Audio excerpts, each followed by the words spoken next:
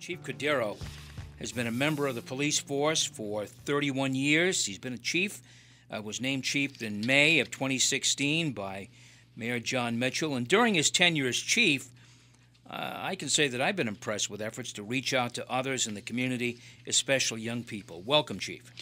Thank you so much, and good morning, everybody out there. And it's a pleasure to be here with you, Jim, as always. I haven't seen you in like a year, at least a year, because I left the station, retired, and of course you just got busier. So, but it doesn't seem like it's been a year. No, and it doesn't. I want to say retirement's doing you well. You look really good. Thank you. So I hope you're enjoying it. It's well deserved. I am. Thank you very much. One of your efforts is the Citizens Police Academy. I want to talk to folks about that. It's starting up again in May, from a release I saw. We want to make it clear here, you will not be a police officer when you complete this course. Isn't that right, Chief? That is absolutely correct. But what you will be an ambassador to the police department. That's our hopes.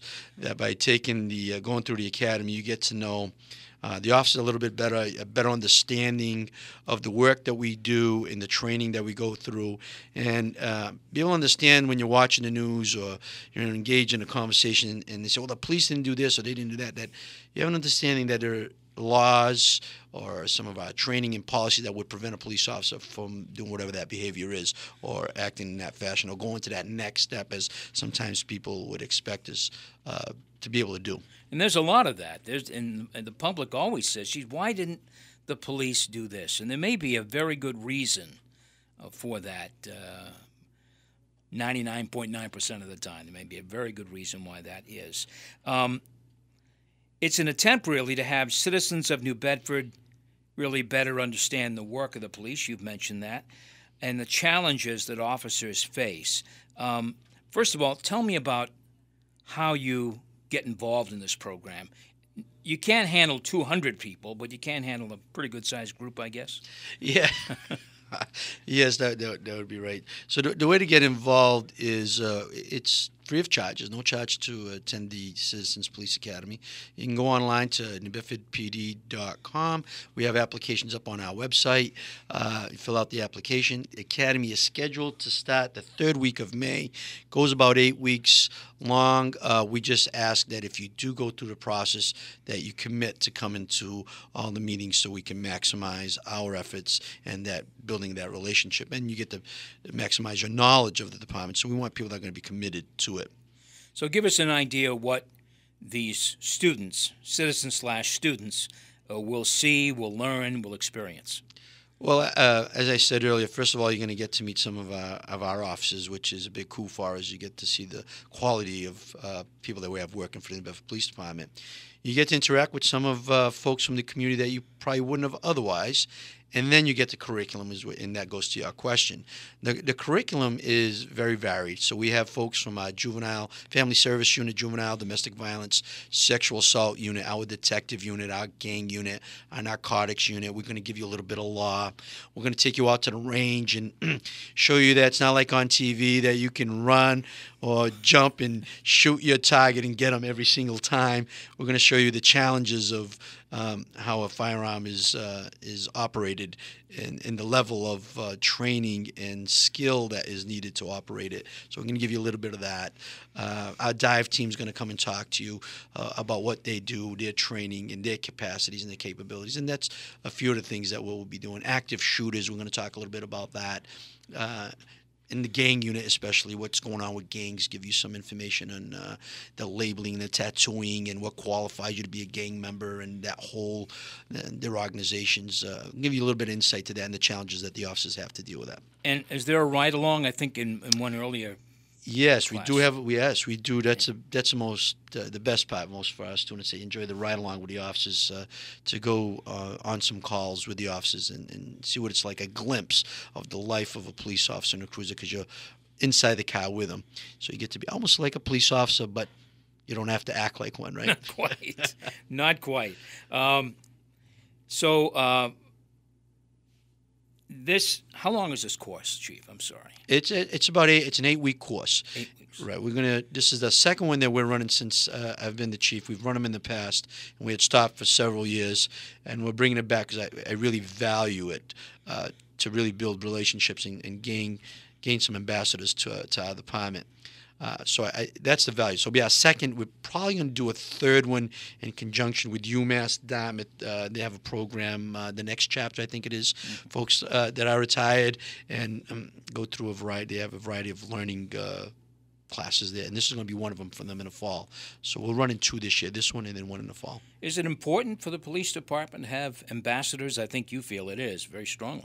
Oh, absolutely. I think the more the community sees themselves as the police see themselves as members of the community, and community see us as a member of the community, and we have that really more of a side-by-side view of each other, and then I think we can really make some major accomplishments in terms of crime prevention, community relations, and just the quality of life in the city. And again, the program starts in the 3rd week of May. You can go to what website now to find the application? NewBedfordPD.com. You go right on there, and on our website there's a section there for you can go on the forms, pull out the form, or you can just call the station and see Lieutenant Resendiz, who's he does a great job with this, who's really managing this whole academy for us. Very good. And you've had one other academy. What's the size of these groups, generally speaking? We're looking for about 20 seats. We'll go a little over if the demand is there. In the last academy we had, I went to we have a little graduation at the end, and I can tell you the folks that I talked to, they said it was and they came from a variety of walks of life, with variety of education and employment and a lot of diversity, and every one of them was just elated that they were able to go through this, and we're happy that they did, to have that insight and to build the friendships with the police department. You're listening to Townsquare Sunday. I'm Jim Phillips. My guest is Police Chief Joseph Cordeiro. Chief, during your time as chief, 1 year or so, I've seen several articles in the papers. You're spending time with young people. You're on buses. You're in schools. You're pretty involved with school kids. Obviously, good policing really starts with having young people not being afraid of police or having a relationship with police. I think we've all heard that. You can't start too young, I don't think, to see that, right? I think you're absolutely right, and that's why we're putting a lot of our investment, our time, not only to kids but the community in general. But the kids, as everyone says, we know it. They're our future. The better relationships we can have with these young kids as they become adults and have children and become members of the community, to be able to trust the police and forge those friendships. I don't know. You can't put a price on that investment piece. You can't really put it into a column of credits and debits. It's immeasurable, I think, and we'll see the fruits of that labor way down the road. And you never know. We may get some of these kids to become future police officers, and then the difference that they're going to make and be invested in our community. And if not as a police officer, many of our children are going away to college and they're not coming back. We want them to come back, to have that sense of community and how great this city is, and that gives us an opportunity to have that dialogue with them. Well, you've been a police officer for 31 years. I'm sure you've seen some things that are not so great. But latest crime statistics show that crime is declining somewhat. I know that some people out there will say, nah, that's not real. But it is real, isn't it? It is real, and those that are saying it's not, and I understand it, because if your neighborhood is still having that portion of the crime, that's your reality, and we understand that, and we appreciate the position that they're in. But I will tell you, you mentioned I've seen a lot of things that are not so great in the last 31 years, and that's true. But I'll tell you what I've seen that is great in the last 12 months. It's the synergy that I'm getting from all the neighborhood groups that I'm going to and talking to folks in the street, shaking hands and talking to people. There is a new synergy that's going on in the city. People are seeing the city a little bit different.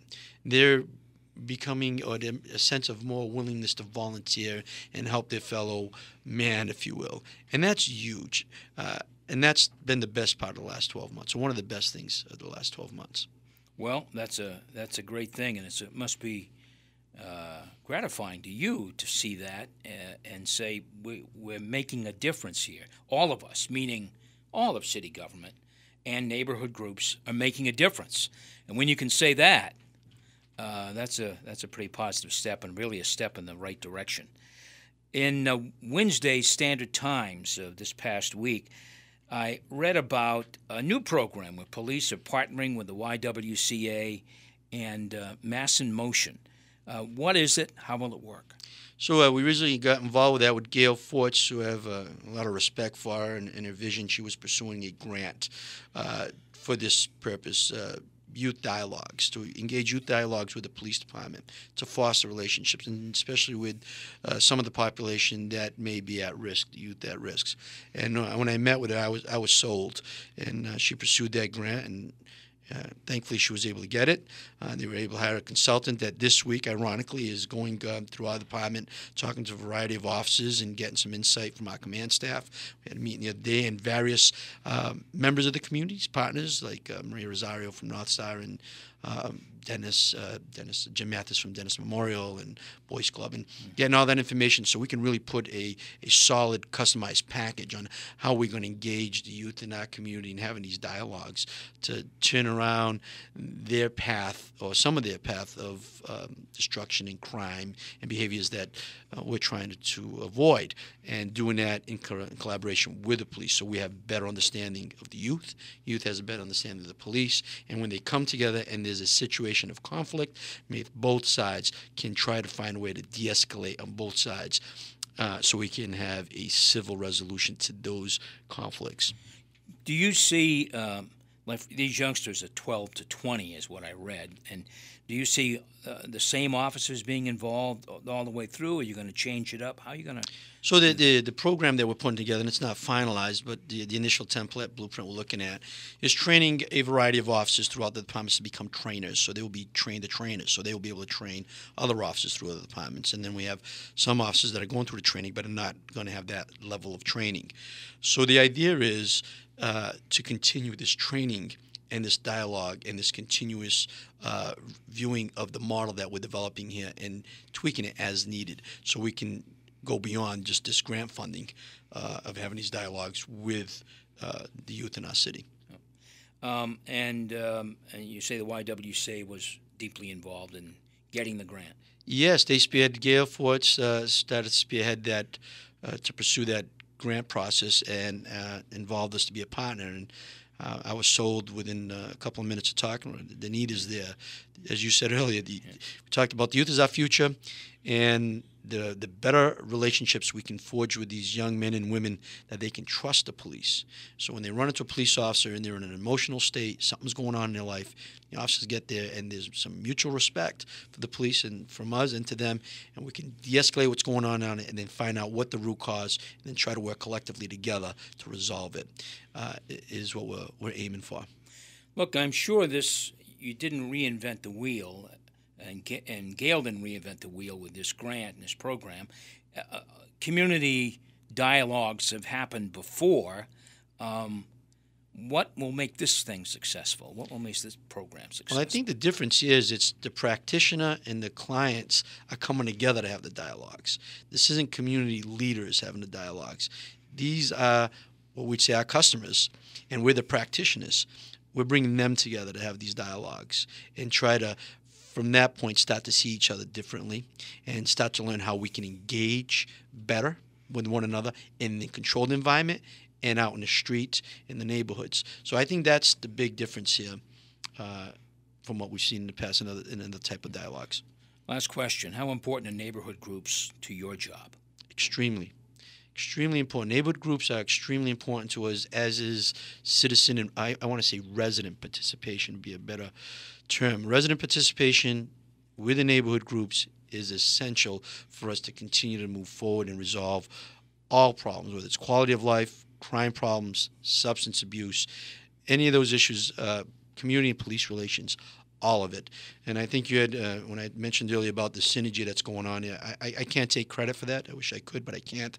That is the great work that's being done by government leaders, city councilors, the mayor's office, neighborhood leaders, folks like Jerry Pinto, Loretta is still out there, Burke working it. Many others that I'm not mentioning. It's those folks, and even beyond that, into the grassroots that are doing this type of work that is not even so much organized, but is happening. It's essential that we continue that going and keep that moving forward and garnish more volume and input. Police Chief Joseph Cordeiro, a reminder, I guess we should one more time tell folks, if you want to get involved with the Citizens Police Academy, go to the police department website, find the application, or just call the station. They'll tell you how to get into it. And you've got generally about 20 people, but if there's a great demand, it could take a few more. We could. And really, it's a good way to open the doors of the police department so people can look inside, see how things are done, see why decisions are made, and understand that the police officer's work isn't necessarily like you see it on TV. Absolutely. It's nice for you to get a sense of some of the stress that the officers go through and start to see us as human beings, because we are human beings like everyone else, moms, dads, brothers, sisters, with problems like everybody else. So come get to know us, and we want to get to know you. As you said, doors are open not only to the Citizens Police Academy, but all the doors to all our police stations are open to the public. Those are your stations. They're our stations collectively. So you're welcome to any one of them at any time, and go speak to our district commanders with any questions or concerns you have. Chief, I wish you well with this program, with all your programs, really. I hope you have a real impact on the community. That would be a wonderful thing, and a real impact on the quality of life in New Bedford. Thanks very much for coming in. Thank you for having me. Always a pleasure to see you, Jim, and maybe you'll have me back again. Chief Joe Cordeiro, thanks very much. Stay with us. We'll return with more in just a moment.